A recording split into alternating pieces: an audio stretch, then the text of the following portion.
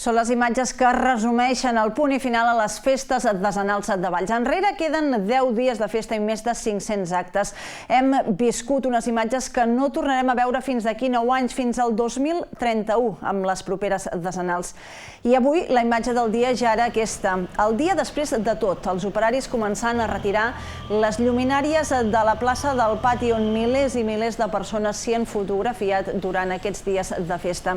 I és que les artesanals també són les festes de la llum, i això ho hem pogut comprovar amb les lluminàries que han decorat el nucli històric i també l'espectacle que s'ha pogut veure cada dia d'aquestes festes artesanals a la zona del Fornàs.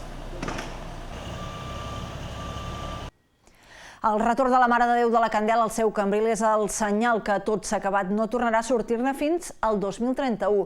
El comiat es va fer amb tots els honors, amb un piro musical històric de la pirotècnia Ricardo Cavaller i amb l'apagada de les lluminàries. L'emoció embriaga a l'església de Sant Joan plena vessar quan, després de l'últim acte litúrgic de les decenals, presidit per l'arquebisbe Joan Planelles, es retira la imatge de la Mare de Déu del lloc de privilegi des d'on ha presidit les festes decenals. Després de baixar de l'altar, una última processó per l'interior del temple condueix la imatge fins al seu cambril, l'espai reservat per la patrona de Valls a l'església de Sant Joan i d'on no tornarà a sortir fins les pròximes festes de la llum. La cerimònia s'acompanya de solemnitat i sentiment. Enrere queden 10 dies de festa i sobretot de retrobament. És un dels missatges que s'expressa públicament durant la cerimònia que obre el ritual de cloenda de les decenals de la pandèmia. Eren 2:15 del vespre quan es completava el retorn de la imatge de la Mare de Déu al Cambril. Quedava encara, però, l'últim esclat de festa. El piro musical disparat per Ricardo Cavaller va il·luminar el cel de Valls durant 26 minuts. 1.400 quilos d'explosius, 12.000 productes pirotècnics van emocionar la multitud que es va plegar al passeig del Fornàs, sobretot gràcies a detalls com el toc de castells entre les músiques escollides per acompanyar l'espectacle pirotècnic.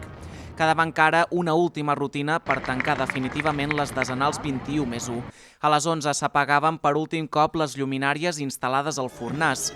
A mitjanit, amb un seguici cerimonial i una plaça del Pati entossudida a mantenir l'esperit festiu com a espectadors, l'actor Ricard Ferrer iniciava el compte enrere que conduïa definitivament al final de tot i deia adéu a les festes. La llum de les decenals ja s'ha apagat. 3, 2, 1... Un fort aplaudiment! Visca Valls i visca les decenals! Així es posava punt i final a unes festes que encara han tingut molts moments destacats aquest cap de setmana, com la mostra que ha omplert els carrers de cultura popular, en el que per a molts ha significat el retorn a l'activitat després de la pandèmia. Valls es va convertir durant l'últim cap de setmana de decenals en un aparador de les expressions festives catalanes. Hi van participar una trentena d'agrupacions vingudes d'arreu i es va vertebrar per eixos temàtics. El primer d'ells, el que vincula festa, fe i religió. La moixiganga de Sitges, el ball de bastons de Cardona o la dansa de la mort de la Selva del Camp es van poder veure en plenitud a l'interior de l'església de Sant Joan de Valls. Posteriorment, la mostra festiva es va traslladar al carrer, amb elements carnavalescos i també seguicis patrimonials. Ja s'havia fet tot el que es podia fer al carrer quant a quantitat, i ara buscar més la qualitat, buscar aquelles festes potser desconegudes però que són importants en la seva població, aquelles expressions també catalogades com festa patrimonial d'interès nacional, com són les decenals, i que d'alguna manera no havien vingut mai a Valls o no havien sortit de la seva població i que hem aconseguit que vinguin aquí per una festa tan especial com són les decenals. El foc també va tenir protagonisme en aquesta trobada festiva. 5 balls de diables i 4 elements del bestiari de diferents municipis del Camp de Tarragona, essencialment, però també d'altres indrets, van acompanyar el ball de diables de Valls i les bèsties de foc del seguici vallenc, complint de pólvora, foc i llum els carrers de la capital de l'Alt Camp.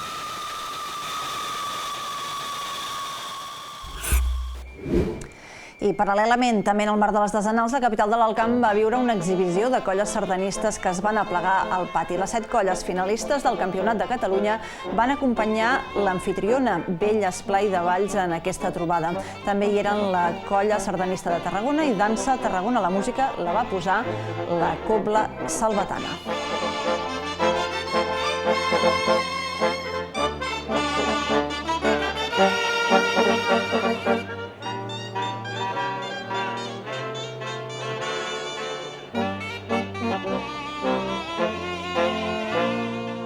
Ha estat un cap de setmana marcat regús ballenc amb profetes a casa seva, la pallassa Pepa Plana i l'actriu Mar Ulldemolins.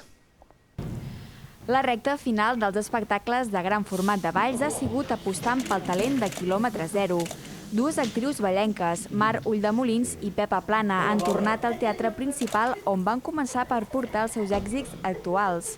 Mar Ulldemolins protagonitza una de les comèdies romàntiques de la temporada fent duet amb David Verdaguer. Com a gairebé tots els espectacles de les dezenals, la comèdia ha esgotat entrades per les 3 sessions que finalment es van programar. També ha repetit presència a les dezenals Pepa Plana. L'artista ballenca i la seva companyia han presentat Si tu te'n vas, un nou espectacle en què exerceix de pallassa Augusta i s'acompanya de 2 pallasses més. Noel Oliver com a pallassa Blanca i Lola González com a pallassa contra Augusta. L'espectacle juga amb els números clàssics de la tradició del clown, concebuts en masculí per reinterpretar-los amb ulls de dona.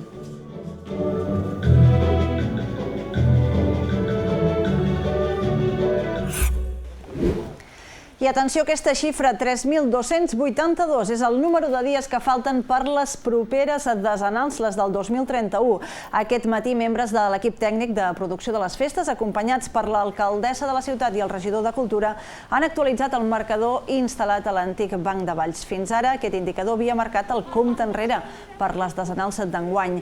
Avui, l'endemà de cloure-les, la ciutat ja posa la mirada en la propera edició que arribarà d'aquí a poc més de 3.000 dies. Des de l'Ajuntament i la Fundació de les Dezenals fan una valoració excel·lent d'aquestes festes. Subratllen que s'ha batut rècord d'assistència i participació. A més, consideren que han suposat un punt d'inflexió en la represa de l'activitat cultural a tot el país.